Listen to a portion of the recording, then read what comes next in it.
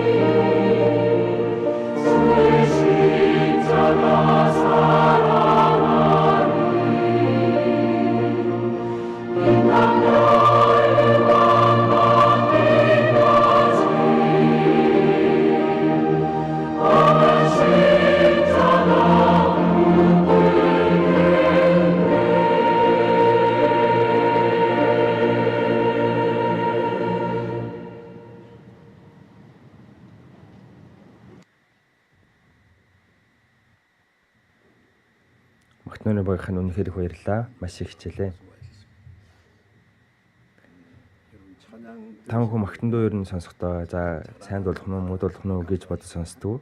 Тамхан магтандуу сонсохдоо утгыг нь бодож сонсох хэрэгтэй. Манай энэ магтнууны үг бол ер нь дандаа аврагдсан итгэгч хүмүүс өөрсдийнхөө амьдрал, өөрсдийнхөө итгэлийн амьдралдаа болж бийсэн итгэлийнхаа гэрчлэл, аль эсвэл залбирал, өчил, шийдвэрээ шүлэг болгон бичсэн. За тэрийг сүүлд нь одоо өөр хүн тэр шүлгэн дээр нь ая оруулаад тэгээд магтандуу болгосон. Тэгэхээр магтнууны номын ингээд дэлгэцгээд ингээд үг бүрийн чимээгүй орчин там бүхнийг тунгаан модоод уншаад үзээрэй. Бараг хэр баргийн сургаалаас илүү байдаг. Энэ магтнуун дотор Бурхны нэгүсэл хайр шингэсэн байгаа. Мөн бидний итгэлийн өчил, шийдвэр, мөн сайн мэдээг хэрхэн тараах уу, яаж залбирах уу ингээд ер нь олон хэрэгтэй зүйлсүүд байгаа.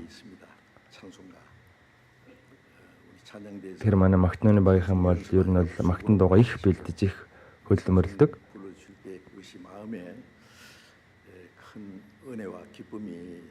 За тэгэхээр ер нь бол тийм ээ дуулж байгаа хүмүүсийн дууг нь сонсоход бидэнд их сайхан нэгүсэлтэй байдаг. За бүгдээрээ Библиэс олж харъя.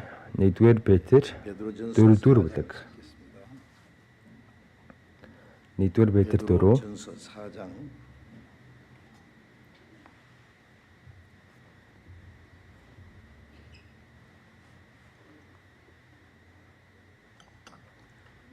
1-р Петр 4-ийн 1-2 1-р Петр 4-ийн 1-2-ыг хамтдаа уншийе.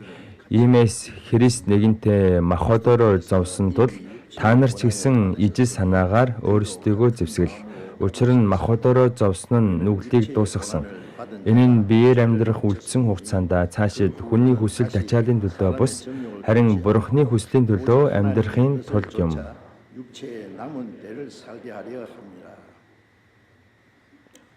За эсний өдөр ер нь хөвчлэн эзэн дотор оршдог амьдрал гэсэн сэдвээр үс урж байгаа. Эзэн дотор оршдог амьдрал. За өнөөдөр 7 дахь үг нь. За өөр сэдв бодож үзсэн л дээ. Гэхдээ яг нэг тохиромжтой гой сэдв олдохгүй байгаа ч ер нь бол хамгийн гой сэдв бол эзэн дотор оршдог амьдрал юм шиг байна. Иохан 15:3 дээр та нар миний хэлсэн үгээр хэдийн цэвэр болж миний дотор орших тун би ч та нарын дотор оршино гэж гарч байгаа. Эзэн өөрийнхөө үнэтэй цаар бидний нүгэл хилэнцээг уучилсан. За тэгээд нэгүслээрээ биднийг аварсан. Энэ үгийг ухаарах үед бидний сүнс цэвэрсэн. Тэгээд бүгдээ аврагдсан. Эзэн аврагдсан хойд миний дотор оршигтун гэж тушаасан. Оршигтун гэж байгаа энэ үг бол оршиж болно, оршихгүй байсан ч болно гэсэн утгатай шүү дээ. За жоохон хүүхэд ингээл нэраа хүүхэд ээж аав гэр бүлийнхаа хайр халамжин дотор өсөөл томордог шүү дээ. Тэр хүүхдэд бол ээжээсээ холдож болохгүй шүү, ааваасаа холдож болохгүй шүү гэж хэлэх шаардлага байхгүй шүү дээ. Яг гэвэл тэр хүүхд ээж аавгаа орхиод явах хүч чадлаггүй юм чинь. Харин хүний хувьд болохоор бидний сүнс аврагдаа зогсохгүй. Бидний нэг махбод ч яг хэвээр байж байгаа. Бидний доторхон Бурхны хуйланд баярладаг. Тэгсэн хэрнээ бидний эрхтнүүдэд өөр хууль байгаа шүү дээ, тийм махбодын хүсэл байгаа. За тэр махбодын хүсэл Бурхны үгэнд их дургу өөрийнхөө хүснээр амьдрах гэдэг.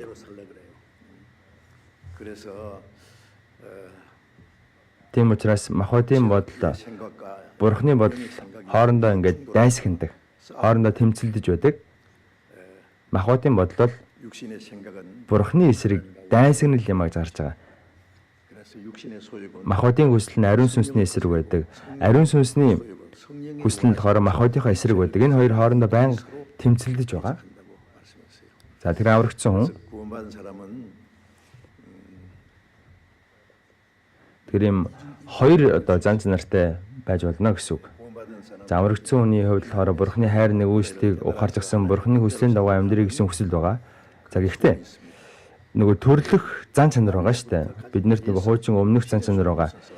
Тэр маань болохоор Бурхны хүслийн дагуу амьдрахад их дургу өөрийнхөө махбодын төрлөх зангаар амьдрах дуртай өөрийнхөө аргаар амьдрах гэдэг.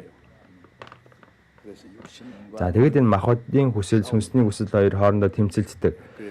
Тийм учраас Нэгдүгээр Петр 2:11 дээр сэтгэлийн чинь эсрэг дайддаг махбодын хүсэл тачаалуудыг дарагтун цээрлэх тун гэж байгаа. За аврагдсан бол Бурхны хүслийн дагуу амьдрахыг хүсдэг. За тийм учраас энэ хүсэлтэй энэ махбодын хүсэл тэмцээд байдаг. Тэгэхээр юм сүнслэг дайн тулаан болж өгдөг та бүхэн сайн мэдэх хэрэгтэй. Тэгэхээр бүгдээрээ ариун сүнсний хүч чадлаар махбодоо ялах юм бол амьдрна. Харин махбодынхоо хүсэлтэд ялагдах юм бол бидний амьдрал өхнөл гэсэн үг. Ром 8 дээр их дэлгэрэнгүй гарч байгаа. Хоёр ийм оршихуй хоорондоо тэмцэлддэг. Тэгэхээр үүнд бүгдээрээ ялах хэрэгтэй. Бүгдээр аль болох ариун сүнсний хүч чадлаар үгээр махбодоо ялаад ариун сүнсээ дагаад амьдрах ёстой. Тийм учраас Эфес 5:18 дээр дарсанд бүс огтур үүнд хэд самрал буй харин сүнсээр дүүрэ гэж гарч байгаа. Согтуу хүн бол өөрийнхөө хүснээр дураараа байх гэдэг шүү дээ. Өөрөө ухаангүй болчдөг, самарчдаг, согтуу хүн чинь бас их зоригтой болдог. Тийм учраас дарсанд бүү согтур гэсэн. Ганцхан хүн дарсанд согтдог болов үгүй шүү. Зарим нь мөнгөнд, зарим нь эмгтэй хүнд, зарим нь энэ ертөнцийн зүйлсэд янз бүрийн хүмүүс ингээд солиороод автчихдаг, согтчихдаг. Тийм учраас ариун сүнсээр дүүрэ гэсэн. Аврагдсан хүний дотор ариун сүнс байгаа. Аврагдсан бол Бурхны нэгүслээр нүглээ уучлуулад аврагдсан мөнх амьтаа болсон, бас ариун сүнстэй болсон. Ариун сүнс гэдэг чинь эзний сүнс. За та бүхэн үнийг мэдэхгүй байсан ч аврагдсан дотор байгаа үг сурж байгаад мэддэг. Өө миний дотор ариун сүнс байгаа юм байна штэ гэд. За нэлэх нэрээ хөхт бол өөрийнхөө би дотор зүрх байдаг юм уу, бөөр байдаг юм уу, элэг байдаг юм уу гэдгийг бол мэдэхгүй штэ. Байхгүйсэн ч байж л байгаа. Мэдэхгүй байсан ч байж л байгаа. Дараа нь том болоод одоо хүний бие эрхтний талаар сурж агаад өө миний бие дотор чинь элэг байдаг юм байна, бөөр байдаг юм байна, зүрх байдаг юм байна гэл нэг нэгээр нь мэддэг штэ. Яг үнтэй адилхан аврагдах юм бол Бурхны бидэнд өгсөн тэр агуун нэгүслийг бүгдийг нь ойлгохгүй, бүгдийг нь мэддэггүй. Гэхдээ энэ Библийг сурж агаад миний нүглийг нэрээ мөнхөд уучлалцсан штэ. Би ингээд нэрээ дахин төрсөн, мөнх амьтаа болсон. Аврагдсан хүмүүсийн дотор мөнх амьтаа болсон гэдгийг мэддэггүй хүмүүс байдаг. Тийм учраас 1-р Иохан ном дээр та нар мөнх амьтаа гэдгийг мэдээсэй гэсэндээ би үүнийг бичлээ гэсэн үг гарч байгаа. Дээрэс нь ариун сүнс миний дотор байгаа юм байна. За үүнийг мэдхээр өмбөр гайхдаг. Эзэн миний дотор байгаа юм байна. Иохан 14:20 дээр тэр өдөр гэдэг нь аврагдсан өдөр шүү дээ. Та нар миний дотор, би та нарын дотор байхыг та нар мэдэх болно. Миний дотор байна гэдэг чинь, дотор нь байна гэдэг чинь ингэж нэгдэж байна. Нэг болсон гэсэн үг. Миний дотор байх тун гэдэг чинь үргэлж эзэн дотор байхыг хэлж байгаа. Эзэн дотор байна гэдэг чинь эзний нэгүсэл дотор, эзний амин дотор, ариун сүнсний хүч чадал дотор, үгэн дотор, эзний цагиргаан дотор, эзний хамгаалалт, удирдлагын дотор байх ёстой гэсэн утгаар хэлж байгаа үг. Тэгэхээр эзэн дотор байна гэдэг чинь дотроо маш олон утгатай. Христэд итгэгчийн амьдралыг тэр чигт нь эзэн дотор оршдог амьдралаа гэж хэлж болно. Дахин төрсөн хүний амьдрал. Дахин төрсөн хүний амьдрал чинь эзэн дотор оршдог амьдрал. За бүгдээ үнийг олон талаас нь сурж байгаа шүү дээ. За өнөөдөр бүгдээ эхлээд 1-р Петр 4-ийн 1 дээр гарч байгаа. Христ нэгэнтээ махбодороо зовсон тул та нар ч гэсэн ижил санаагаар өөрсдөө зэвсэглээ гэж байна. Эзэн биднийг аврахын төлөө тэр ариун нэгэн Тэнгэр газрыг бүтээсэн бүтээгч бурхантай эргэтгэж адилхан нэгэн хүний биеийг өмсөд. Есүс бол хүн биш. Есүс бол бурхан. Бурхантай яг адилхан. Бурхантай тэгш. Филиппо 2-ын 6 дээр хэдийгээр тэрээр бурханы дүр байсан ч бурхантай адилхан байсан. Гэхдээ тэр бурхантай тэгш байхыг хүссэнгүй. Харин өөрийгөө юу ч үгүй болгон боолын дүрийг авч хүнтэй адил болжээ гэсэн.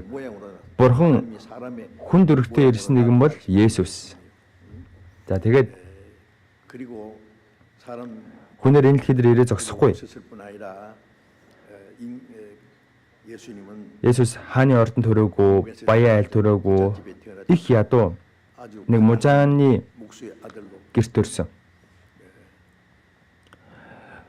Есүсийг төрөх газар олдоогүй. За тэгээд малын сарвчанд Есүс төрсөн гэсэн. За тэгээд тэжээлийн дэвшинд Есүсийг тавьсан гэж байгаа. За нэг малын сарвчанд малын эд тэжээлээ эддэг твш өгдөг штэ. Тэрэнд Есүсийг тавьсан. Дөрөнгүүд нь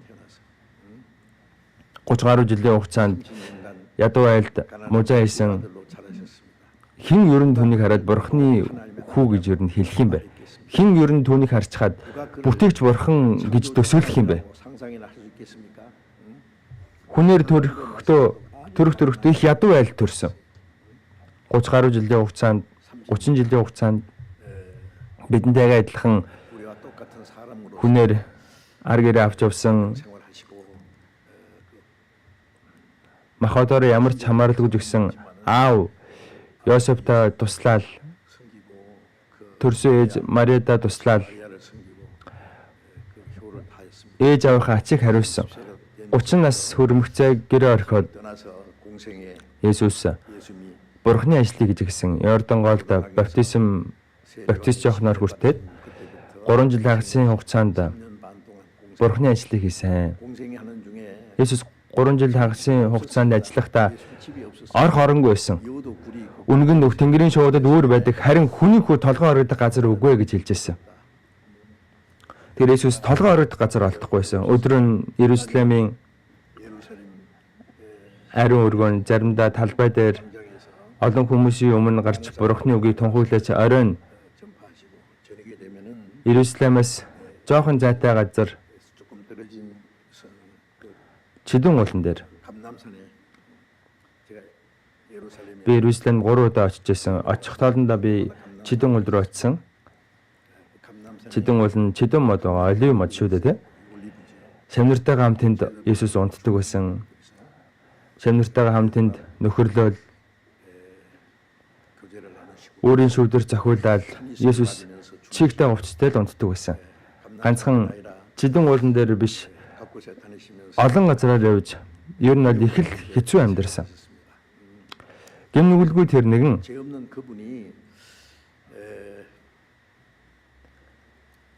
хамгийн том гэм нүгэл үйлдсэн гэмтэн шиг өрөвдөлтөөр ард түмнээрээ гадуурхагдаж цаазын ял авч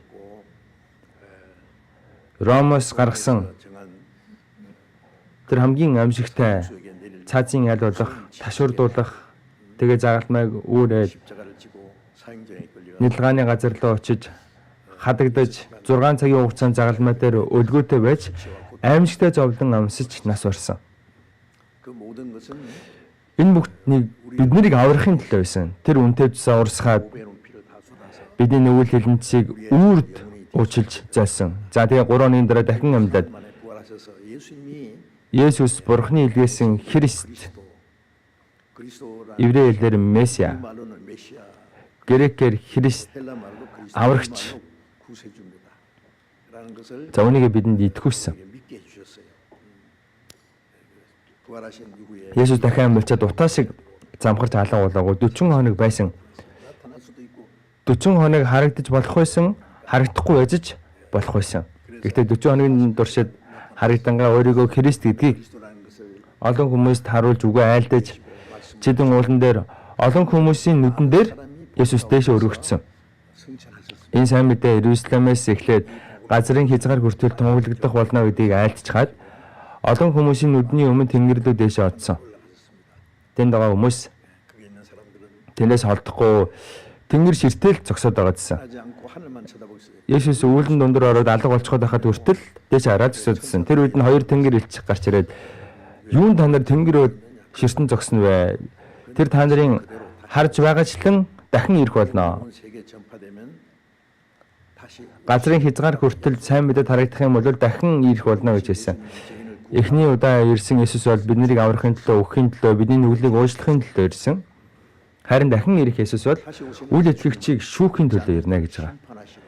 Тэр аврагдсан хүн аврагдсан хүний өөрийнхөө ус руу дагуулж орохын төлөө ирнэ. Энэ дэлхийн үс тоомсорсон бидний аврагч маань агуу алдар сүр хүчний хамт дахин ирж байна.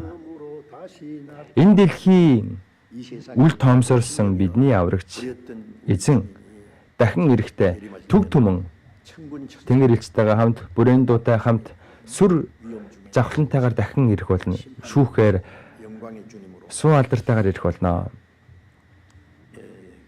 Бид энэ үнэнд итгэдэг. Есүс биднийг аварсан Христ гэдэгт биднийг аварсан гэдэгт нь итгэдэг.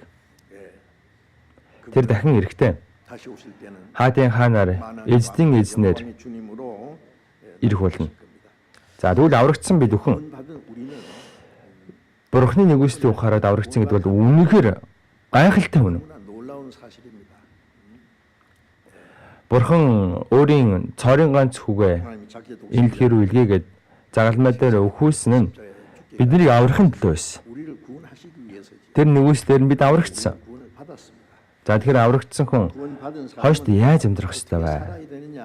Аврагдангуудаа шууд Деваз руу яваад өгчдөг байсан бол уул нь бол их амархан. Гэхдээ бид нар энэ дэлхий дээр амьд байна. Амьд хугацаанд их ажилтай. Бид ертөнцийн хүмүүсээс шал өөр шүү дээ. Уул нь яг адилхан хүмүүс. Бид нэр мөнх хамтай болсон хүмүүс.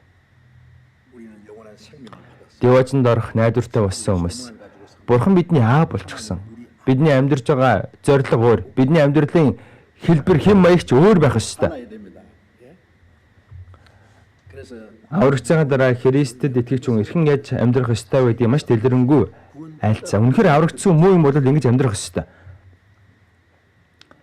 Бид нар Есүс итгэж байгаа нь энэ ертөнцийн шашин шиг нэг шашинтай болцсон гэсэн үг биш шүү дээ. Бид мөнхийн ам, суу алдар, найдвартай болсон. Мөн тэнгэр газрыг бүтээсэн Бурхан миний аав болчихсон. Аврагдсан дотор дээрэс нь ариун сүнс байгаа. Ариун сүнс, Бурханы сүнс, Христийн сүнс. Ариун сүнс нэг утгатай үг Ромын дээр гарч байгаа. За саний унс үгэн дээр Христ махбодороо зовлон амсчихсан гэсэн. Эзэн энэ дэлхий дээр ирээд махбодороо зовлон амссан. Евдээчүүд үзэн ядсан, евдээчүүд хавцсан, гэм нүгэлгүй түүнд цаазын ял оноосон. Тэр амжигтай ташуураар ташуурдуулсан, загалмайг үрээд нэлгааны газар руу очиж хадуулаад тэндээ нас барсан. 6 цагийн хугацаанд үгээр илэрхийлэхийн аргуугаар зовлон амссан.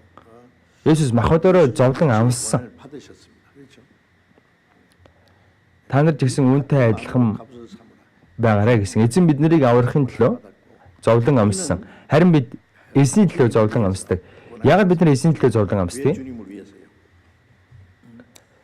Христэд итгэгчийн хийх ёстой ажил байгаа. Эзний тэр явсан мөрөөр дагаж явах. Эзний үлдээсэн мөрөөр явах. Тийм учраас Филиппо 1:29 дээр учир нь Христийн төлөө түн зөвхөн итгэх бус.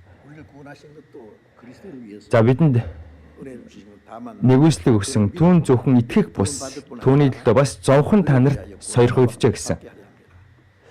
Бид нэр нэгүслд итгэхэд аврагдаа зогсохгүй. Энэ эзний төлөө ганцхан итгэх бус зовлон өмсөх ёстой. Аврагдсан хүнд зовлон байгаа.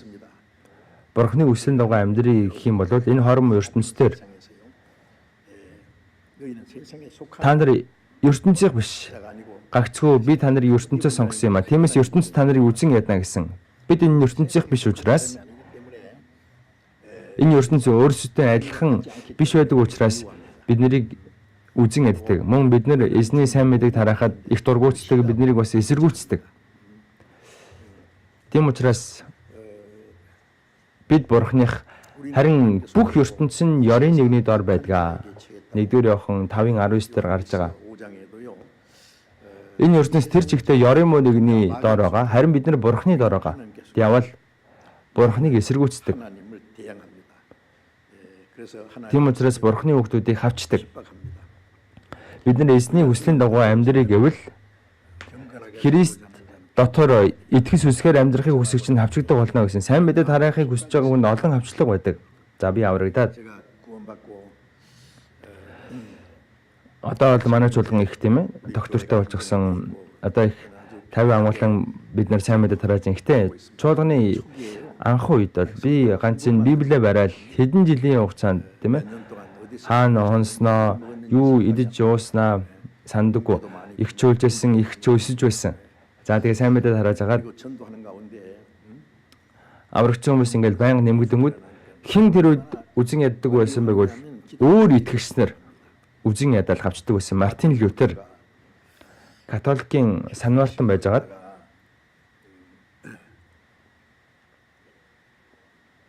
Ром 1:17 дээр гардаг. Зөвхөн итгэлээр амьдрнаа. Энэ үгийг ухаараа тэр аврагчсан итгэлээрээ хүн зөвтгөгдөг юм байна гэд. Тэгээ католикчууд буруу зүйл заагаад байгаа юм байна гэдгийг ухаарад тухайн болохоор католикчууд ертөнцийг ер нь бол захирцсан байсан. Ромын пап, Ромын эзэн хааны дээр нь байсан. Ромын пап эзэн хаанаа томилдог, заримдаа хаан ширнээс нь унгадаг байсан. Их агуу хүчтэй байсан бооз. За гэтэл энэ Ромын папын өдөөс Мартин Лютер тэмцсэн.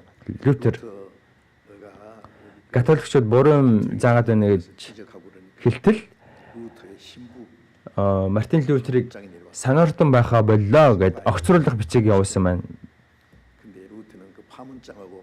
За тэгээд нөгөө Мартин Лютер болохоор нөгөө огцруулах бичиг тэрийг аваад одоо нүдний өмнө дээр олон хүмүүсийн нүдний өмнө дээр шатаачихсан.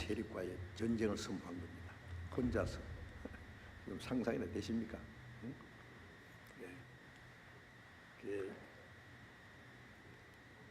За англиар нэг ийм ном байдаг шүү дээ. Here I Stand.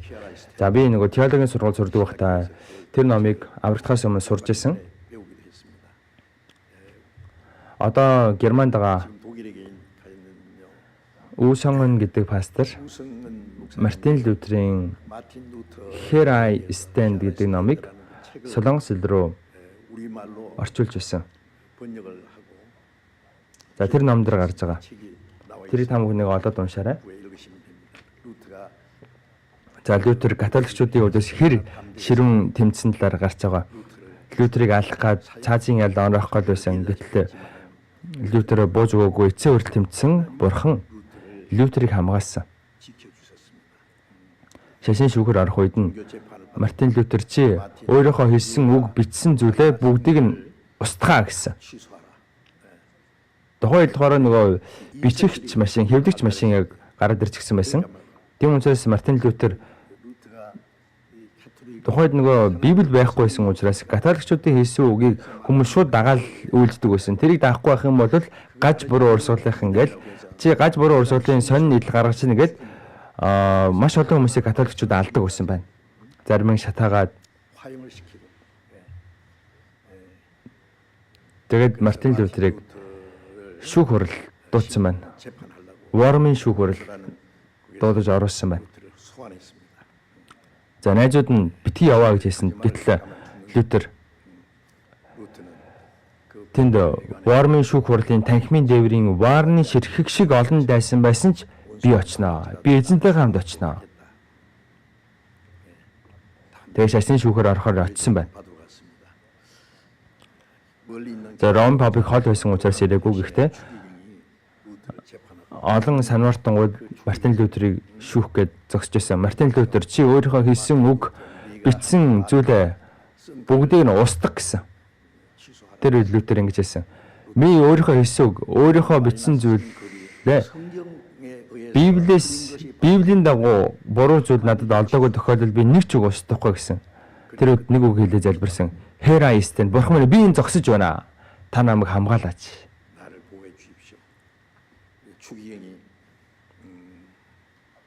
За тэгээд хэд оны дотор Германаас яв гэсэн байна.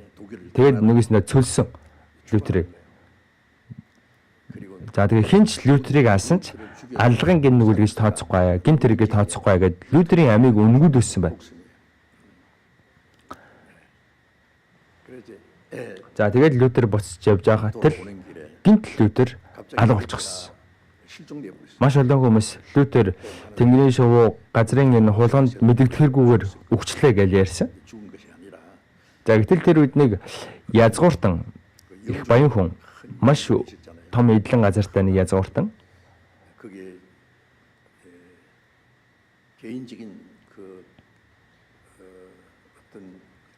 одоо хувийн нөгөө цэргүүттэй. За Лютерийн буцаж байсан замд нь түүнийг отож байгаад Лютерийг гарч ирэнгүүд нь олзлоод аваа явчихсан. За тэр язгууртан болохоор их тийм тансаг ордонд амьдардаг байсан. За тэгээд тэр ордондоо жигсэн хоригдлуудыг одоо хордог тийм нэг жижигхэн шоронтой. Тэрэндээ Лютерийг хорчихсон. Яг үндэ хамгаалсан байхгүй. За би тэр Лютерийн байсан жижиг өрөөнд орж үтсэн. Германд байдаг юм байлаа.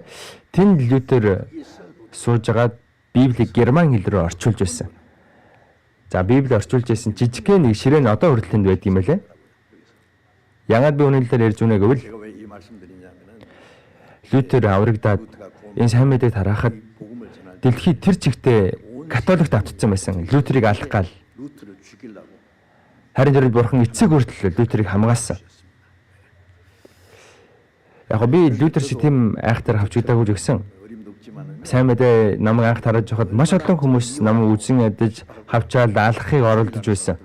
Гэхдээ бурхан өнөөдөр хүртэл намайг хамгаалсан. Одоо л манай аврагдсан хүмүүс бол хэтэрхий олон байгаа учраас ямар ч аюул байхгүй л дээ. Дээр үед бол аврагдсан хүмүүс цөөхөн байхад бол намайг ер нь устгах гэж, намайг ер нь хөнөөх гэж оролддог хүмүүс байсан. Христэд итгэгч хүмүүс. Анхны үед, анх үед ихтэй бурхан намайг хамгаалдаг байсан. Үнэхээр гайхамшигтай. За иймэрхүү зүйл бидэнд тохиолддог маа гэхэд бүх хүнд, бүх Христэд итгэгч нарт бурханы хүслийн дагуу амьдарч сайн мэдээг тараа гэх юм бол заавал хавчлага ирдэг гэдгийг битгий мартаарай. Зовлон гэж байгаа. Олон сорилтч байх болно. Эзэн биднийг аврахын төлөө зовлон амссан. Харин бидний итгэлээс ахихын тулд, итгэлээр амьдрахын тулд, сайн мэдээ тараахын тулд бидэнд амсах ёстой зовлон гэж байгаа. Бурхан зовлон өгдөг. Христ махадороо зовлон амссан гэсэн. Ямар зовлон амссыг та бүхэн мэдж байгаа үстэй. Христийн амссан зовлон. Та нар жисэн адилхан сэтгэлээр зовлон амсах болно гэсэн. Эзэн биднийг аврахын төлөө зовлон амссан. Харин бид нар эзний хүслийн төлөө амьдрахын төлөө, бурханы алдрын төлөө, энэ сайн мэдээг тараахын төлөө түүнтэй адилхан сэтгэлд өөртөлж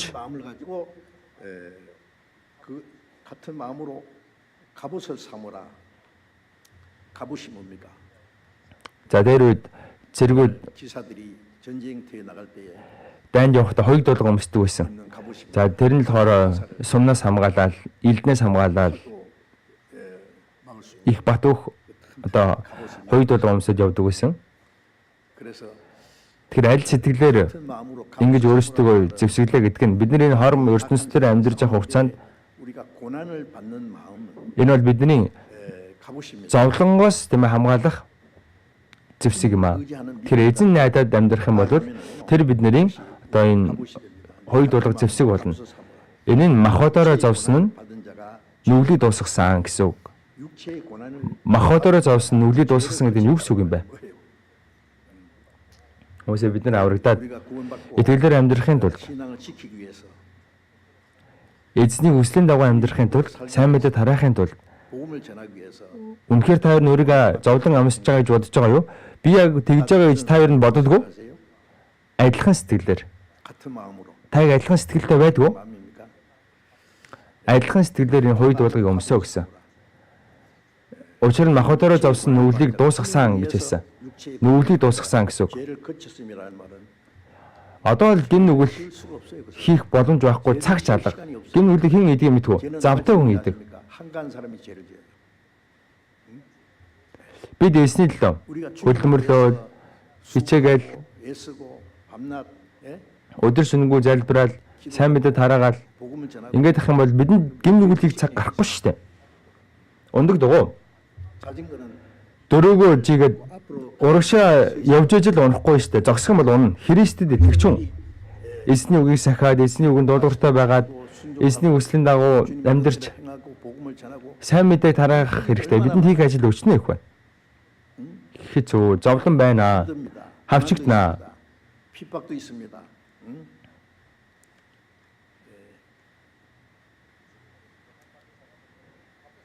Эсний төлөө зовлон амсж байгаа хүн чинь өөрийгөө тэмээд зэвсгэлж байгаатай л адилхан байхгүй да. Дайсан сум бид нарыг нэвтэж чадахгүй. Махбодороо зовлон амсан нүглийг дуусгасан. Гим нүгэл хийхгүй гэсэн үг. Гим нүгэл хийхгүй байх нууц бол эзний хүссэн дагуу амьдрыг жичих хэрэгтэй. Завтай байгаад ах юм бол энэ ертөнцийн хүмүүстэй адилхан. ертөнцийн найзуудтайгаа уулзаал тэдэнтэйгээ ингээл нийлж явах цаг бидэнд хаана байгаа юм бэ? Тэр хүмүүстэй нийлчихэл. Итгэдэг хүмүүсээс итгэдэг хүмүүстэй тэмээ нэг юм хувааж уучхаал хөхрөлдөж инегээл за тэгэл аврагч хүмүүстэйгээ нөхөрлөл ингээл хоёулынгийн зэрэг аваад иж болох уу? Болохгүй шүү дээ. Нэгийг нь хаях хэрэгтэй. Хоёулынгийн зэрэг хийгдэх юм бол бид нар амьдарч чадахгүй. Махбодороо зовсон амсж байгаа нүглийг дуусгасан. Тэгэхээр итгэлийн амьдрал амархан биш. Зовлон байдаг гэдгийг мэд хэрэгтэй. Нүглийг дуусгасан. Нүгэл хийх цаг зав бидэнд байхгүй шүү дээ. Гин нүгэл хийхгүй амьдарч болдог шүү дээ.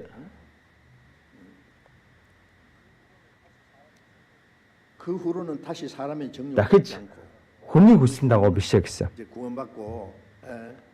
Аврагчсанхаа дараа Бурхны хүслийн дагуу амьдрахын төлөө зовлон амсж байгаа хүн гин нүглийг дуусгасан. Эзний хүслийн дагуу амьдрж байгаа хүн гин нүгэл их зав байдаггүй. Дахиж хүний хүслийн дагуу биш. Тэгсэн хүн дахиж махбодийнхаа хүслийн дагуу амьдрдаггүй.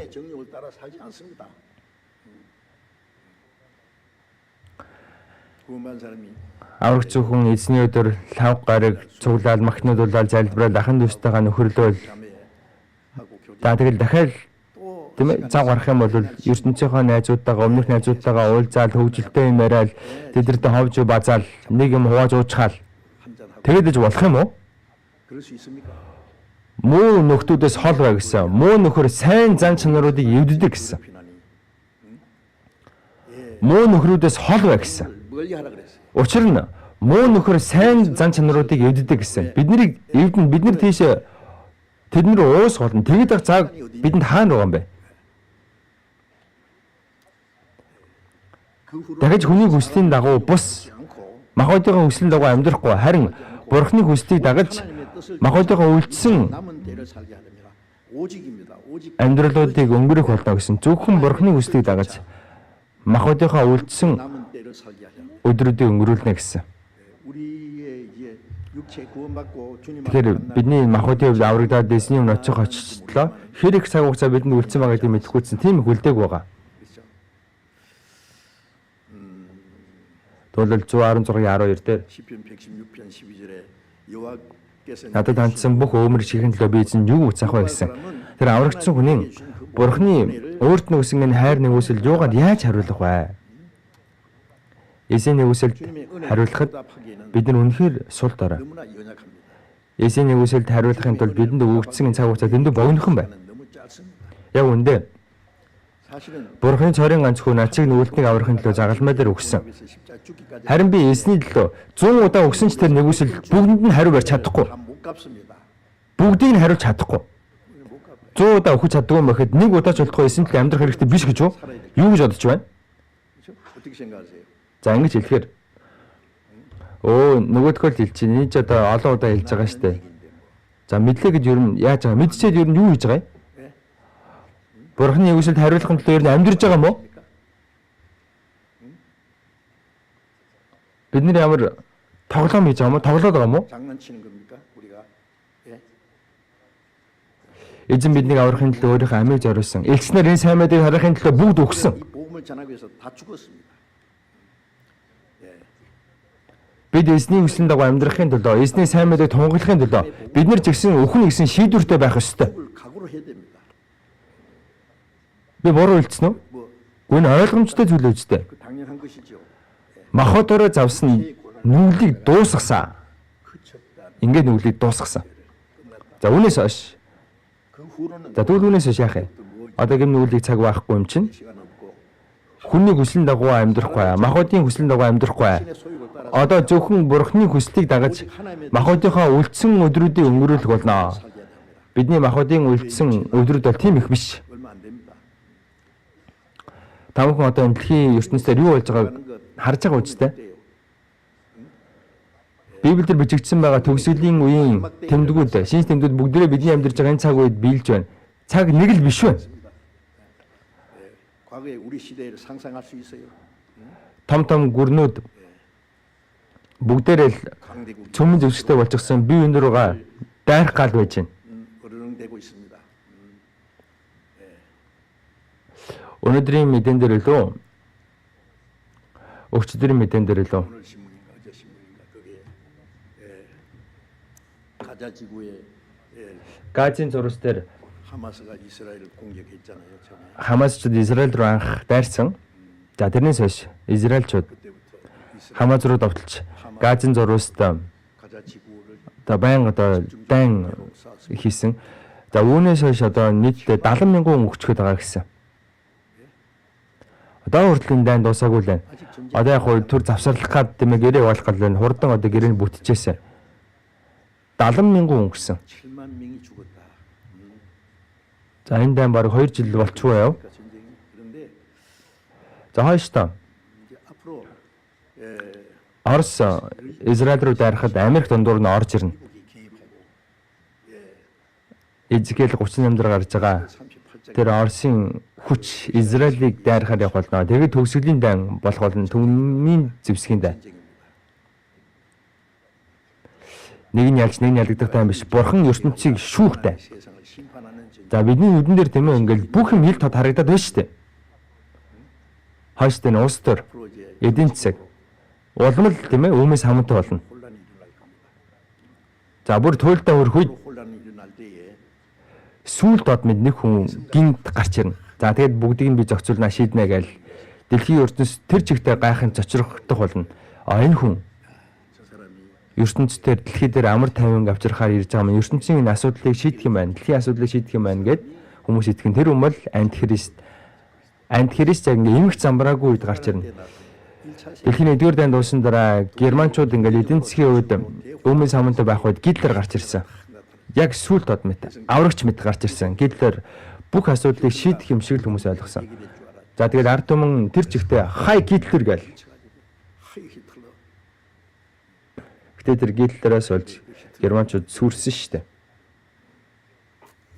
자 이제 우리는 이제 어떤 한 나라의 Бид нар чинь нэг улсад болоод байгаа юмыг тийм ээ сураагүй.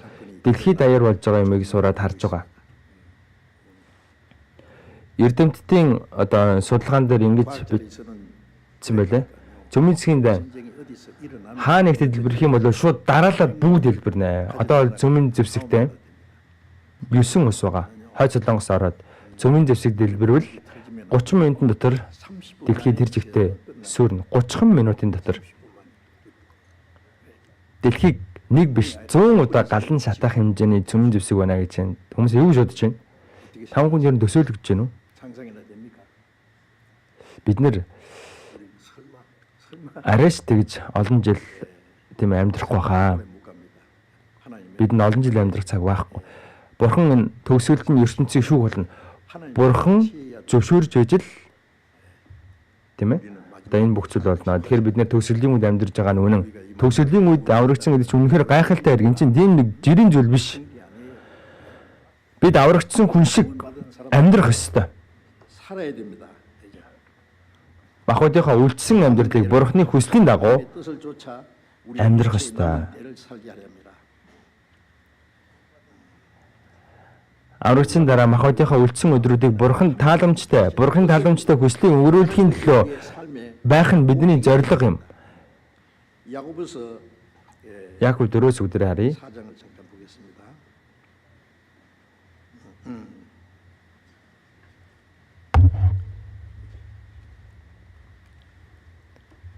Яаков 4 야고보서 4장 4:15 хамт уншия. Та нар харин оронд нь эзэн хүсвэл бид амьд байж үүнийг болон түүнийг хийн гэжээр 16 түнчлэн та нар эрхэмсэг зандаа сархдаг. Иймэрхүү альва сархал нь ёрийн муу зүйл юм. 사랑은 다 악한 것이라. 여기서 Та нар харин оронд нь эзэн хүсвэл. 주의 뜻이면 Тэгэхээр итгэж хүмүүс 우리 그리스도인들 эзний хүсэл юм бол 주님의 뜻이면 амьд байж. 살기도 하고 Эзний хүсэл юм бол 주님의 үхэж. 뜻이면 Эзний хүсэл 주님의 энийг хийгүүл энийг хийгээд тэрийг хийгүүл тэрийг хийгээд эзний хүсэл биш байвал би өөрийг эснээ хийх хүсэжсэн ч хийхгүй байх хэрэгтэй. Эзний хүсэл юм бол бид 주의 뜻이면 우리가 амьд байж. 살기도 하고 Эзний хүсэл юм бол энийг чигээл тэрийг чигээ сайн мэдээд хараагаад эзний хүсэл юм бол 주님의 뜻이면 үхэх нь эзний хүсэл юм бол үхэх хэрэгтэй үстэй. 죽어야죠. Есүс загалмай дээр цовлогтынхаа өмнөх шөнө юу гэж залбирсан бэлээ? 기도가 뭡니까? Эцэг минь энэ ягийг надаас та өнгөрүүлээч. Есүсийн өмнө зовлонгийн аяг байсан. 십자가 고난이 잔해져 있어. Хүний амьсч бол хамгийн аимшигтай зовлон ичхүүрийг Есүс амсах гэж байсан. Есүс бидэнтэй яг адилхан махбодтой байсан. 똑같은 육체를 가졌어요. Яг адилхан махбодтой байсан Есүс зарим хүмүүс ингэж яриад байдаг. Есүс Бурхны хүү байсан юм чинь загалмай дээр цовлогдох үедээ ерөөсөө өвдөг бахаа гэж ярьдаг. Үгүй шүү дээ. Бидэнтэй яг адилхан махбодтой байсан. Есүс уйлдаг байсан, гунвилдаг байсан, өлсөж байсан. Есүс ташуурдах юм бол өвддөг байсан. Яг бидэнтэй адилхан хүн байсан. 우리 똑같은 사람이라니까. Хүний амьсч бол хамгийн аимшигтай зовлон ичхүүрийг тэр амссан. 근데요. Есүс боломжтой бол 할 수만 있으면 болж өгвөл энэ загалмай дээр би өөхгүйгээр 내가 죽지 않고 гүйцэлднэ бүтнэ гэвэл та энэ аягийг надаас өнгөрүүлээч гэсэн. Энэ аягийг Есүс уухгүйгээд өнгөрүүлчих юм бол бид нар бүгд энэ аягнаас суугаад там руу орно. Гэхдээ Есүс эзэн минь миний хүслээр биш та өөрийнхөө хүслийн дагуу үйлдээрэй гэсэн. Загалмай дээр ичхүүр зовлон би амсах нь Бурхан аавын хүсэл муу юм бол би таны хүслийн дагуу үйлдэ. Эцгийн хүсэл муу юм бол би таны хүсэл дуулууртай байж захиралъя гэсэн. 빌립보서 2장 Филипп 2:8 дээр үхэлд загалмай үхэлд хүртэл дуулууртай байваа гэж гарч байгаа. Үхэлд хүртэл дуулууртай байсан. Бурхны хүсэл шууд дуулууртай байж захирагдсан. 그래서 Тэгэхээр бид нар эзний хүсэл юм бол амьд байж үхэж энийг чигээ тэрийг чигээд эзний хүсэл биш гэвэл 주님의 залбирч үзээд эзний хүсэл биш байх юм бол хийхгүй байх хэрэгтэй. 하지 말아야 됩니다. Эзний хүсэл мөн үү биш үү гэдгийг сайн ялгаж салах хэрэгтэй. 하고요. Итгэлийн амьдрал бол 그 신앙생활은 итгэлийн амьдрал бол 비장한 шийдвэрээр болдог зүйл юм аа. Өөрийнхөө хүслээр амьдарч байгаа тийм эзнүүд болох юм бол сайхан хувцас өмсчихвөл за тэгэл магтнууд дуулаад 것에서 찬송 부르고 сургаалын нэг үд сонирхолцохол 설교 감상하고 хідэн дөр өргөчгөл 흥금 гарч ирээл хүснээр амьдрал. 나오면은 마음대로 살고 Бурхан ямар тоглоом юм уу? 하나님 놀립니까? Энэ одоо итгэлийн амьдрал муу юм уу? 말이 되겠어요? Бид нар эзний өдөр цуглах юм бол залбираад магтнууд дуулаад энэ чуулган гэдэг үгний утга бол 자 보면 가르칠 교자 заахын тулд цуглдсан хүмүүсээ сурахын тулд цугласан хүмүүсээ гэсэн. Бурхны үгээр бид бүхэн тийм ээ Бурхны үгээр заалгуулсангаа дагуу амьдрах хэрэгтэй. Сургаа сонсчоод 설교 зүгээр үзэл сонирхчвал мартаад байх юм бол ямар хэрэг байгаа юм бэ? Сонсоод мартаж байгаа мартагч бас харин хэрэгжүүлэгч байх хэрэгтэй гэж хэлсэн. Гэхдээ сонсоо мартчих юм бол 버리면 하나님 Бурхныг үл тоочно гэсэн үг үстэй. Тийм биз дээ? 그렇잖아요. Гэхдээ сонсчод үйлдэхгүй байх юм бол ямар хэрэг байгаа юм бэ? Аав нь хүн ингээд аавынхаа үгэн сайн сонсчод үйлдэхгүй байх юм бол аавыгаа үл тооцно гэсэн үг үстэй. 우리 Бурхан аав бидэнд үл тоогдож болох юм уу? 당하면 되겠어요? Бид нар юу н яах гэж сурдаг юм бэ? 우리가 왜 배우? Энэ үгийн дагуу амьдрахын төлөө сурдаг үстэй. 대로 살기 위해서 배우잖아요. 예? Ром 12-оос харъя. 로마서 12장을 지금 Ром 12. 보겠습니다. 로마서 12장.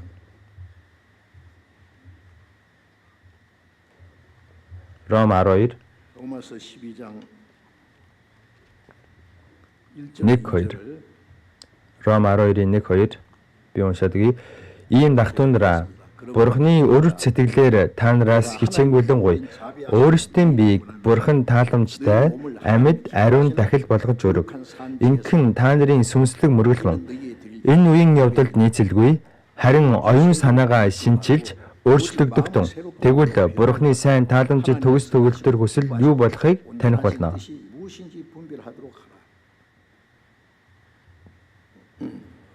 Тиймээс ах トゥ нараа аврагдсан хүмүүсийг хэлж байна. Илч Паул тийм аврагдсан хүмүүсийг ах トゥ нараа гэсэн. Бурхны өрөв сэтгэлээр та нараас хичээнгүйлэн гуяа. Энэ үг бодвол Бурхны нэгүсэл, Бурхны хайрыг хэлж байгаа. Биднийг өрөвддөг Бурхны энэрл нэгүслийг хэлж байна. Бурхны өрөв сэтгэлийг авсан хүмүүсээ өрөв сэтгэлээ би та нараас хүсье гэж байна. Өөрсдийн биеийг Бурхан тааламжтай амьд дахил болгон өргөө. За урагшин дараа бидэнд байгаа зүйл бол энэ бие. Энэ биеэсээ өөр өргөх зүйл байхгүй. Энэ биеэ танд өргөж байна. Бидэнд байгаа хамгийн үнцэнтэй зүйл бол энэ бие шүү дээ. Тийм биз дээ. Би юу дээ. Би амьд байна. Би эрүүл байна. Би ямар нэгэн зүйлийг хийж чадж байна. Тэгэхээр энэ биеэр яаж амьдрах ёстой юм бэ? Өөрсдийн биеийг Бурхан тааламжтай амьд ариун дахил болгож өрг гэсэн.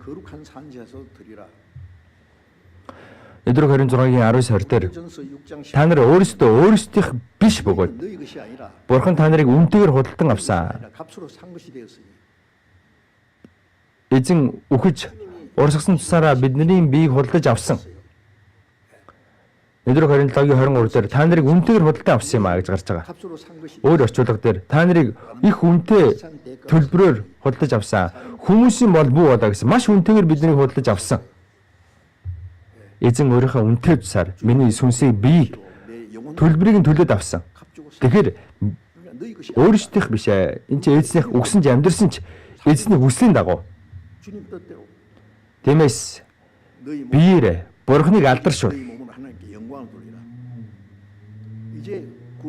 Тэгэхээр аврагцсан үеийн хувьд бие сэтгэл нь бүгд Бурхны алдрын төлөө энэ газар дээр амьд байгаа хнэ шүү дээ. Үлдчихсэн байгаа. Хиний өмч болсон бэ гэдгээ сайн санаарай. Та өөрийнхөө биш шүү дээ. Миний юм гэж юу байгаа юм бэ? Хаана байгаа юм? Эзэн биднийг үнэтэй төлбөрөөр худалдаж авсан. Бид нэр тамрын ох гэмтэн байсан. Гэтэл эзэн биднийг үнэтэй төлбөрөөр тэндээс татан гаргасан. За нэг боол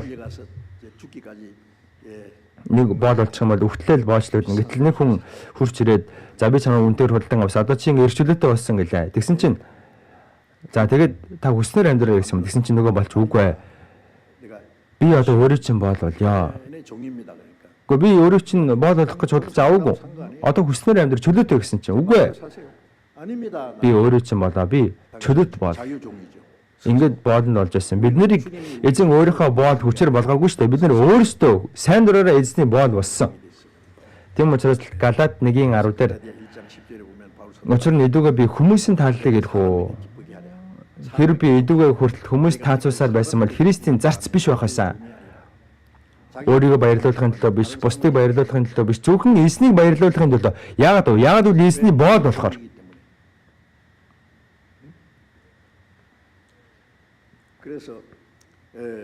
Тийм учраас өөрсдийн биеийг Бурхан тааламжтай амьд ариун дахил болгож өргөө гэсэн. Энэ бие гэдэг нь шүү дээ. Бие.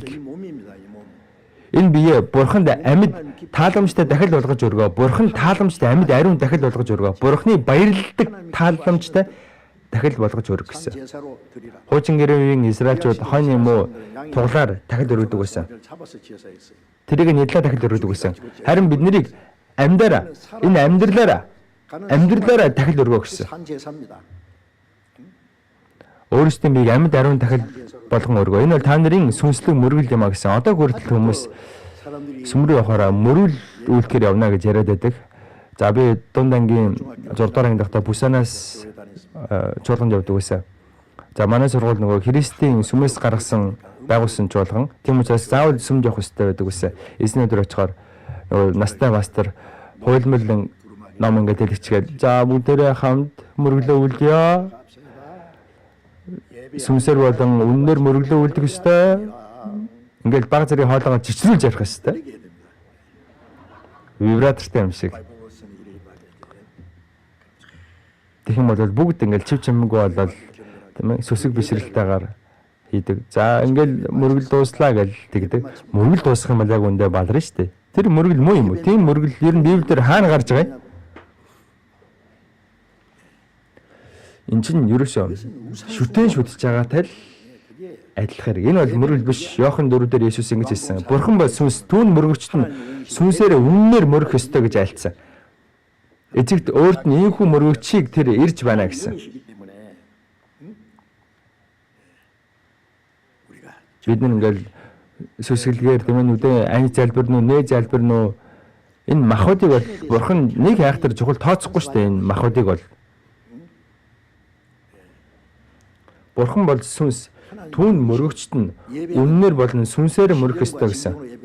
Үннээр болон сүнсээр гэдэг чинь ариун сүнс болон үннээр аврагдсан үний хэлээд байна. Аврагдаагүй бол сүнс байхгүй юм чинь мөргөл үлдэж чадахгүй. Аврагдсан дотор ариун сүнс байгаа учраас үннийг дагаж, ариун сүнсээ дагаж амьдрах хэрэгтэй. Тэгэх юм бол тэр амьдрал нь тэр зэгтээ бурханд мөргөл болно гэсэн үг. Ром 로마서 12장 12:1 дээр өөрсдийн биеийг бурхан тааламжид амьд ариун дахил болгож өргөө гэсэн. Бурханы хүслийн дагуу амьдарж байгаа бүх зүйл чинь жинхэнэ дахил юм. Энэ бол та нарын сүнслэг мөргөл юм а гэсэн. Сүнслэг мөргөл. 영적 예배입니다. За мөргөл эхлэе, мөргөл дуусгах гэсэн бол ах бидний амьдрал чинь тэр чигтэл мөргөл. Бидний хэлж байгаа үг, бидний гаргаж байгаа үйлдэл, бидний бодол, 기도하는 거, 생각하는 거 бидний энэ бурхныг баярлуулж байгаа бүх зүйл чинь бурхны хүлээн авдаг амьд ариун дахил юм а. Сүнслэг мөргөл юм а. Тийм биз дээ. 그렇죠. За мөргөл үйлдэх үедээ ингээд сүсэг бишрэлтэй байж байгаа мөргөл дуусангууд зоргоор амьдарч болох юм бурхан ямар шүтээ юм уу?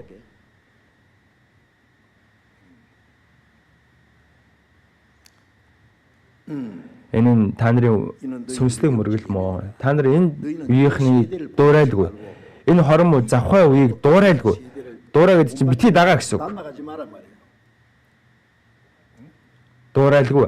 Харин сэтгэлээ шинчилж 오직 өөрчлөгдөж 새롭게 함으로 변화. аврагдсан хүн 구원받은 사람은 шинээр өөрчлөгдөх хэрэгтэй. 변화를 받아야 돼요. Эдгээр 5:17 дээр 5장 17절에 тиймээс хэн нэг нь Христ дотор байвал тэрээр шинэ бүтээл мó. Христ дотор байна гэдэг чинь 그리스도 안에 있다는 구원받은 사람은 тийм ээ аврагдсан үнийг хэлж байгаа. Шинээр бүтээгдсэн үнийг хэлж байгаа. Харагтан хуучин нөмөр чинь болсон байна. 새것이 되었다. Аврагдахаас өмнөх 구원받기 전에 нөгөө гин нүгэл дотор амьдарч байсан амьдрал дууссан. Одоо шинэ хүн болсон, шинэ бүтээл болсон. Хар гэж штэ. Харагтун. 봅시다. 볼 수 있어요. Хар гэж байгаа чинь ингэж амьдраа гэсэн үг. 그런 뜻이 살아야 돼요. 저는 결혼 주례 За би 20 олон удаа хөтлж байсан. 그 За нөгөө хормой хийж байгаа хүмүүст би ингэж хэлдэг. За ахын дус маань одоо Христэд итгэжийнхаа хувьд Бурхны хүсэл ба алдрын төлөө амьдрахын төлөө хормой хийж байгаа шүү. Хорим бол тийм ээ ийм зорилготой хийж байгаа. Та хоёр л сайхан амьдрах гэж хормой хийгээгүй. Бурхны алдрын төлөө амьдрахын төлөө хормой хийж байгаа шүү гэж хэлдэг байсан. Хэлдэг. Тэр аврагдсан хүн ингэж амьдрах ёстой. 이렇게 살아야 된다. Энэ чинь тийм ээ ингэж харагтун гэдэг чинь ингэж амьдраа гэсэн үг.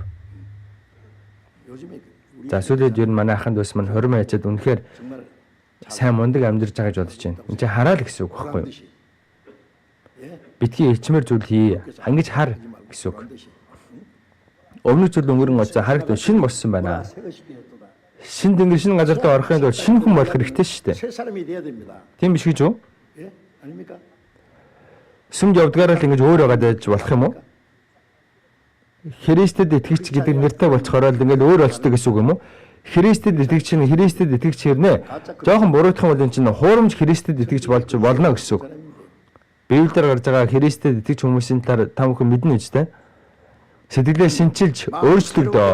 변화를 받아 Энэ үеийг энэ завхаа хором үеийг дуурайлгүйгээр 따라가지 말고 예? харин сэтгэлээ шинчилж 오직 өөрчлөгдөө. 마음을 새롭게 함으로 변화를 받아.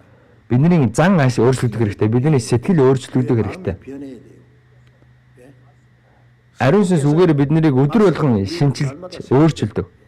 변화시킵니다.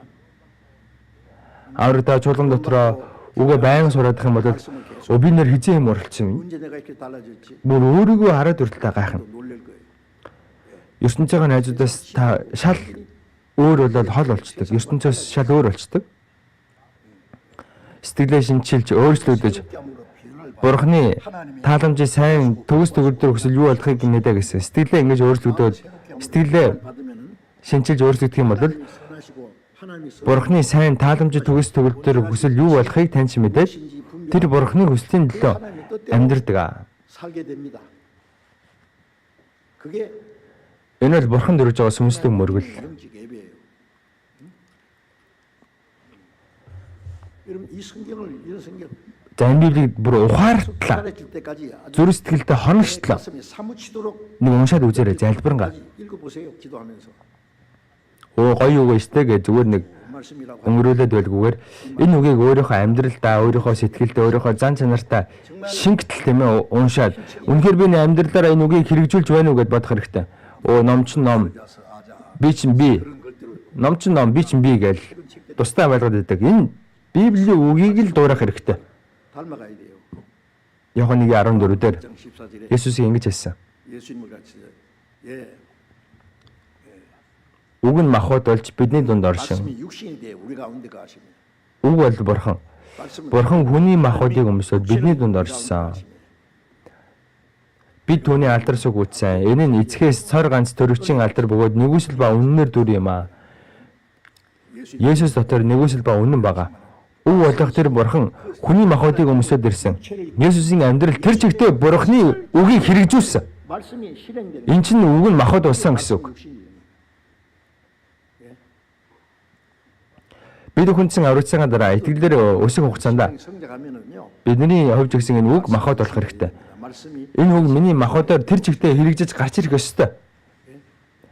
Энэ Библийн ганцхан сураал, мэдээл 하고 알기만 үйлдэхгүй байгаадах юм бол ямар хэрэг байгаа юм бэ? 그 무슨 소용이 있느냐고 이거게. Ухаарад өөрийнхөө амьдрал сэтгэлдээ энэ үгийг хэрэгжүүлэхийн төлөө, сахихын төлөө 지켜나가야 энэ Библийг сурдаг үстэй тийм биш юм уу? 됩니까?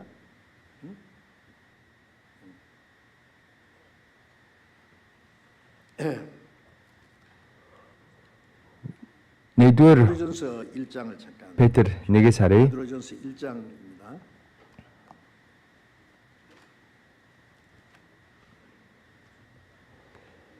베드로전서 нэгin 1장 нэгдүгээр Петр 1-ийн 5-аас 5절부터 베드로전서 1장 5절부터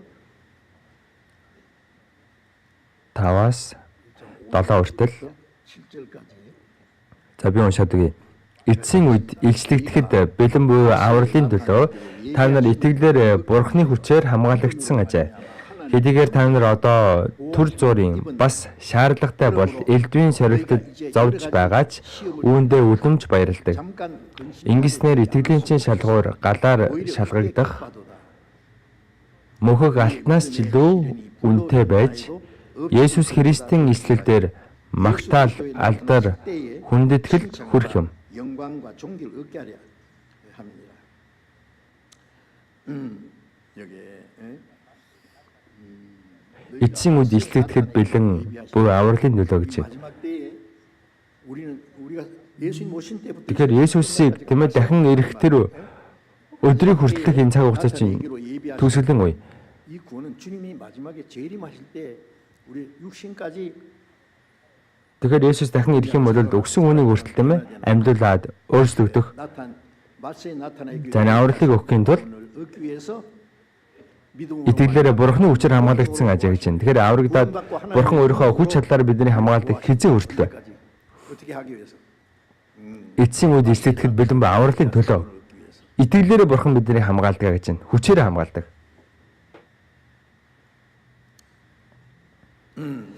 За эзэн ирээд 우리의 육신이 сүнс нь махбод нь өгсөн хүн амьлна.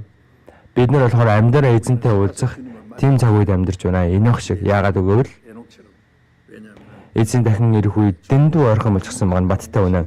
Ийм зүйлсүүд биелэхийг хараад хүний хүн үүдэн дээр ч ойрхон ирсэн байгааг мэдэгтэн гэсэн. Эзэн ирэхээс өмнө ийм зүйл болно гэсэн. Иймэрхүү зүйл биелж байгааг та бүхэн харах юм бол эзэн үүдэн дээр ч ойрхон байгаа мэдэгтэн гэсэн. Одоо ч бидний энэ цаг үе хэлээд байна. Өнөө үе шиг ийм цаг үе өөр хизээ болж ирсэн юм байна. 온 세계적 Энэ сайн мэдээ дэлхийд дээр тунгаглагдаж байна. Сайн мэдээ газрын хязгаар хүртэл тунгаглагдах юм бол төгсгөл ирнэ гэсэн. Төгсгөлийн үед бэлдэх ёстой шин сүнүүд бүгдээрээ биелжчихэд байна. 악한 자는 그대로 Хормоо хүмүүс нь улам хормоо болоод байна. Ариун хүмүүс нь улам ариун байж. Деваз руу орох хүн шиг өөрийгөө бэлдэж, там руу орох хүн нь там руу ороход тийм ээ. Одоо зөкстойгоор өөрийгөө бэлдэж байна. Истэл 요한계시록 22장 22 дээр гардаг. Зөв бусыг үйлдэгч нь зөв бусаа үйлцээр л байг. Бузар муугаараа л байг. 때가 가까웠느니라. Учир нь цаг ойрхон байна гэсэн. 판이에요. Деваз руу орох хүн шиг өөрийгөө бэлдэж, там руу орох хүн нь там руу орох хүн шигээ тийм өөрийгөө ингээд бэлдээл явж штэ. Ингэж гин нүглээр дурч байна. Тав хүн аль талтан зогсож чинь дунд нь ингээд хоёрын оронд байгаа даа нү. Эцсийн үед итгэдэгт бэлэн бүх авралын төлөө та нар итгэлээрээ Бурхны хүчээр хамгаалагдсан ажээ. Аврагч хүн эзэн ирэх үед өгөх авралыг бидэнд өгөхийн төлөө эзэн хүч чадлаар биднийг хамгаалдаг. Энэ хором ертөнцийн битгий утгалдаасаа гэд битгий зөхрөөсөө гэд. Бурхан өөрийнхөө хүч чадлаар биднийг хамгаалдаг гэж. Хэдийгээр та нар одоо төр зургийн бас шаардлагатай бол элдвийн сорилтон зовж байгаа ч үүндээ үлэмж баярлалаа. Эзэн бидний хүч чадлаараа хамгаалдаг ч олон зовлон бидний амьдралд байдаг. Эзэн биднийг дасгалжуулдаг. Дасгалжуулахын тулд зовлон зүгээр өгдөг. Олон сорилтыг бидэнд өгдөг. Төр зургийн зовлон гэж штэ. Зарим хүмүүсийг Бурхан санхүүгийн асуудал оруулдаг. Махуудыг нь тэмээ хэцүү байлгадаг. Гэр бүлд нь хэцүү зүйл тохиолдуулдаг. Идэвхтэй амьдрахад нь тэмээ хэцүү байлгадаг. Олон элдвийн сорилтууд байгаа. 그래서 잠깐 근심되지 않을 수 없어요. 우리 육신이 있기 때문에 그런 고난과 어려움이 있으면 잠깐. Тэгэхээр ингээд итгэлийн амьдрал хэцүү зүйл тохиолдох юм бол бид нэр түр зовдгоо. Гэтэ үүндээ үлэмж баярлалаа гэж яагаад вэ? 왜요? Ингэснээр итгэлийн чинь шалгуур гэж штэ шалгуур. Шалгуур гэдэг чинь. 시련이라는 것은 За зэрэгт орс хүн одоо эхлээд бэлтгэгддэг те. Бэлтгэл хийдэг. За сүүлдээ айхтар ширэн бэлтгэхгүй л ах шиг байна. Намайг зэрэгт байхад яг л ингээл жигнэс дайм болж байгаа юм шиг бэлтгэдэг байсан. Яг дээгүүр ингээл төмөр дор татчаал. Иймэрхүү өндөртөө төмөр дор татаал. Тэгээд доогоор мөлхөж явуулна. Тэгээд дээгүүр нь дандаа ингээл шүршдэг бугаар шүршээл буудаг гэсэн. Жинхэнэ бугаар буудаг гэсэн. Толгоо дээшлэх юм шууд буудуулаад өхөн. За бэлтгэлийн үеэр ингээл жомоохон илүү их юм бол өхөн. Ингээл торон доогоор мөлхөөл явдаг байсан. Өсөг үе байсан. Үнэхээр хатуу ширүүн бэлтгэл хийдэг байсан. Хүнд бэлтгэл хийдэг байсан. За бүр тусгайх юм бол тусгайгийн зэргүүдийг бол онгоцоор ингэж явж байгаа. Тэгэл ширэнгөө хайчдаг гэж байгаа. Хин ч байхгүй газар. Тийш очиж өөс судгаж идэл, могоо барьж идэл, мэлхий барьж идэл, яаж иж байгаа тэндээс амьд гарч ирэх ёстой гэж байгаа. Тэгэх юм бол тийм хүмүүс бол эргэл жирийн хүнд байдаггүй тийм онцгой хүчтэй болдог гэж байгаа. Тэгээд тийм тусгай юм болдог гэж байгаа. За тийм учраас 그래서 하나님이 우리를 Бурхан итгэлийн шалгуур гэсэн тийм. Бурхан биднийг дасгалжуулдаг. За ямар ч зовлон даваад гарах хэмжээний болгодог. Итгэлийн чинь шалгуур галаар шалгадаг мөхөг алтнаас ч илүү үнэтэй.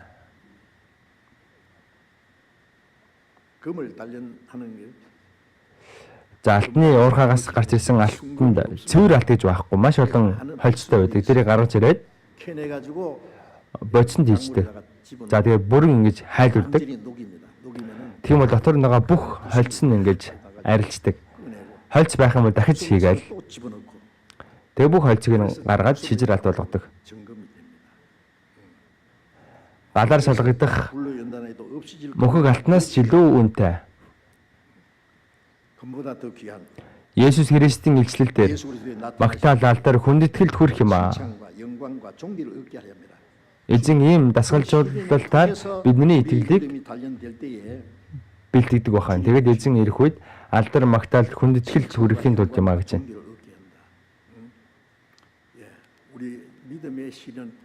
구원받은 사람이 편하. Тэр аврагдсан хүн тийм ээ эзэн дэрэгд байлаа гэдэг дандаа амар тайван байхгүй шүү дээ. Эзэн шалгадаг, галаар шалгадаг.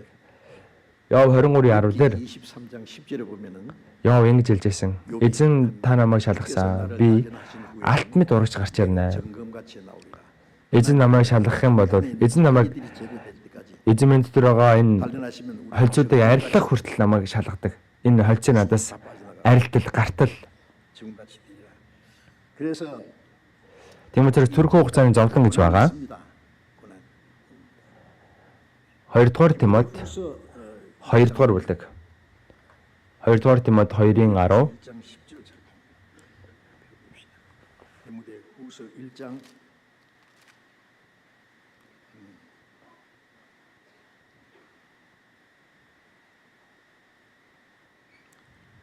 디모데 후서 1 2-ын 10.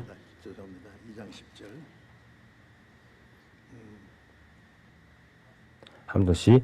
Иймээс Христ Есүс доторх авралыг мөнх алдрын хамт авах сонгогдсон хүмүүсийн төлөө би бүгдийг төвчнө. 구원을 영원한 영광과 함께 얻게 하랴. Илч Паул 바울 사도는 Евдээ хүн ерний харийнхны илч болсон хүн. Харийнхын сайн мэдээ тараахаар сайн хүлээж аваадсан хэрнэ. Өөрийнхөө 자기 동 тэм нутаг нэгтнүүд евдээчүүдэд тараахаар хүлээж авахгүй харин ч барах авчаад байсан. 그래서 Тийм учраас 자기 нутаг нэгтэн еврейчүүдэд аврагдахын төлөө чин сэтгэлээсээ залбирсан. Ром 9:10 дугаар үлдүүдээр гарч байгаа. Тийм учраас 그래서 내가 택하지 сонгогдсон 않은 хүмүүсийн төлөө гэж штэ. Еврейчүүдийг хэлж байгаа. Махбодоор сонгогдсон үндэстэн. Бүгдийг дэвчнэ. 그 많은 고난 Намайг хавчиж эсэргүүцэж байсан ч би дэвчнэ.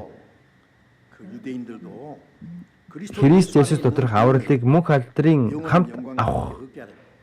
Христ Есүс доторх энэ ганцхан аврал гээгүй шүү дээ. Алдар байна. Аврал болон мөнхийн алдрыг өгөхийн тулд юм а гэж шүү дээ. Хүмүүсээ бид аврагдсан. 받았습니다. 이제 주님이 오실 Одоо эзэн ирэх үед бүгдээ алдрыг авах болно. Мөнхийн алдрыг авна. 영원한 영광이에요.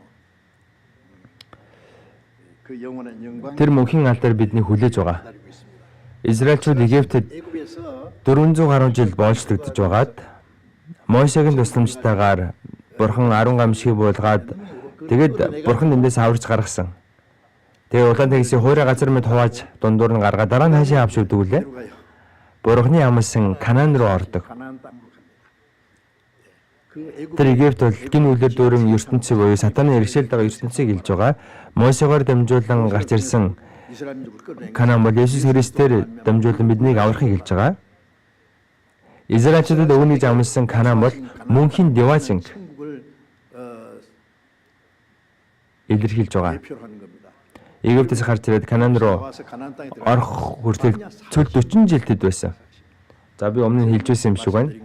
Үүс 7 дээр цөлдөх чуулган гэж гарч байгаа.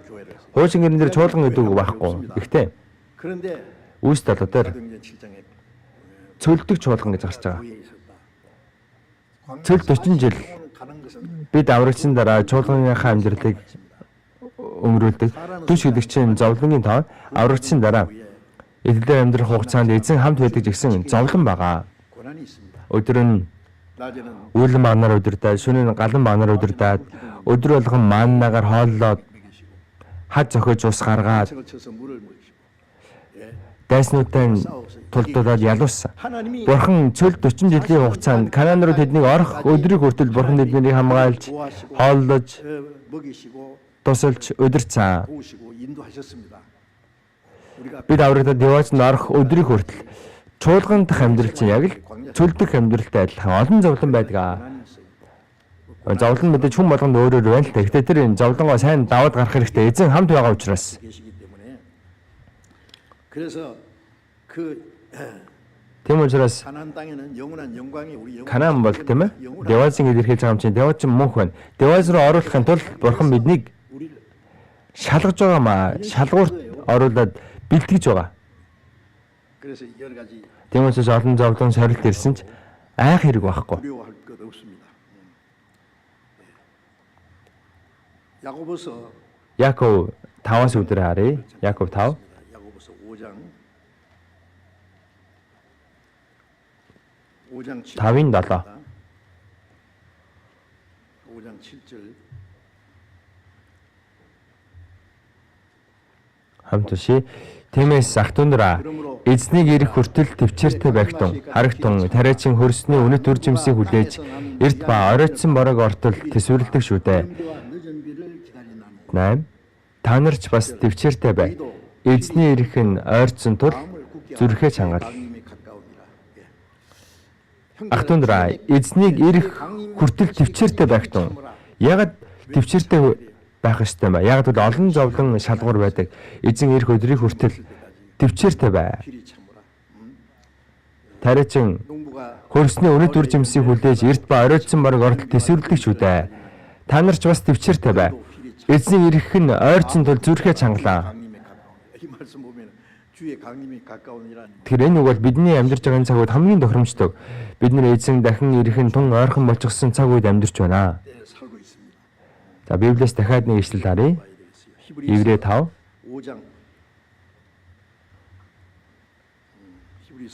Еврей 5:8. 5:8. Хамт уншия. Тэрээр хүн байсан хэрн зовсон зүйлсээсээ дуулууртай чанарт суралцсан. Тэр төгс болгогдсноороо өөрт нь дуулууртай байдаг бүхэнд мөнх авралын их хүнсэн болсон бөгөөд. За тэр гэдэг нь Есүс Христийг хэлж байна. Тэр хүн байсан хэрнээ дуулууртай чанарт суралцсан зовсон зүйлсээсээ Бурхны хүү хэрнээ зовлонгоосоо дуулууртай байж суралцж төгс болсон гэж бидний аврагчаар төгс болсон байна. Еврей 2:10 дээр Улаан-будаан ганц өөр газар тунаад олон үр жим сургуулсан шиг цорын ганц хүү өгөхөд олон хөвгүүдийг амьдуулахын тулд олон хөвгүүдийг цог жавхалтанд авчрахтаа гэж гарч байгаа. Авралыг зовлонгоор төгс болгосон. Эзэн аврагчийн хувьд төгс болгохын тулд зовлон амссан байна. Тэрээр хүн байсан хэрнээ амсан зовлонгоос дуулууртай байдалд суралцсан. Аврагчийн хувьд тэрээр дуулууртай байдалд суралцсан байна. Өөрт нь дуулууртай байгаа бүх хүн мөнхийн авралыг өгөхийн тулд бид нар ч гэсэн зовлонгоор дуулууртай байдалд суралцдаг.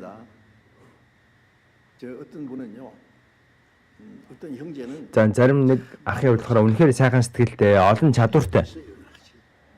Бүх юм нэг сайхан ирнэ. Дасгалжуулагддаг байдаг. Англи хэлдэг сайн, их сайхан сэтгэлтэй, бүх юм нэг сайхан. Тэгсэн ирнэ. Ерөөсө бэлтгэдэггүй дасгалжуулагддаг хүн байсан.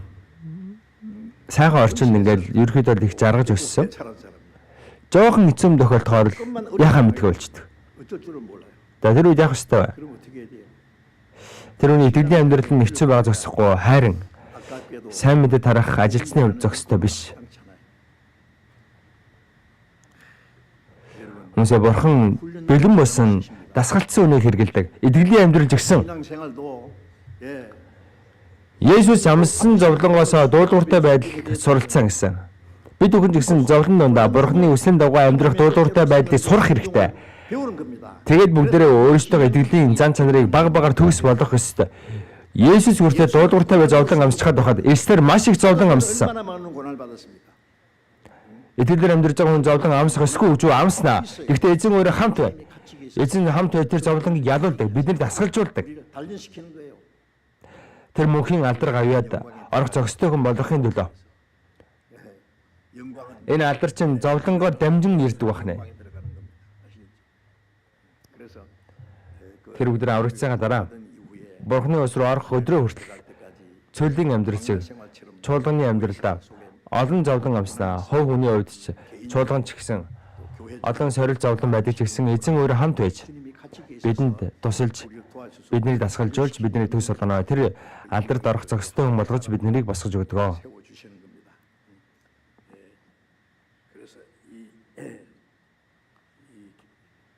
Тэр эзэн хамт байдаг. Хамт байдаг гэдэгт итгээд энэ зовлонгоор бидний итгэлийг бага багаар төгс болгодог гэдгийг мэдэж итгэх хэрэгтэй. Бид ганц үгээрээ бурхны хүүхэд биш. Үгээрээ ганцхан Христэд итгэж биш. бодитор Бурхны хүүхдийн дайтай Христэд итгэж хүнийхээ хувьд шинэ хүн шиг 새 사람답게 амьдрах ёстой. 살아야 됩니다. Израильчууд тэмээ Египт рүү буцах гэсэн хүмүүсээ бүгдийг нь алсан мэднэж байгаа ёстой. Цөлд байгаа хэрнээ Египт рүү явмаар нь буцмаар байна. Тэр үед бид нар гоё байсан гэсэн хүмүүсийг яасан бэлээ? Цөл 40 жилийн хугацаанд бүгдийг нь алсан биз дээ.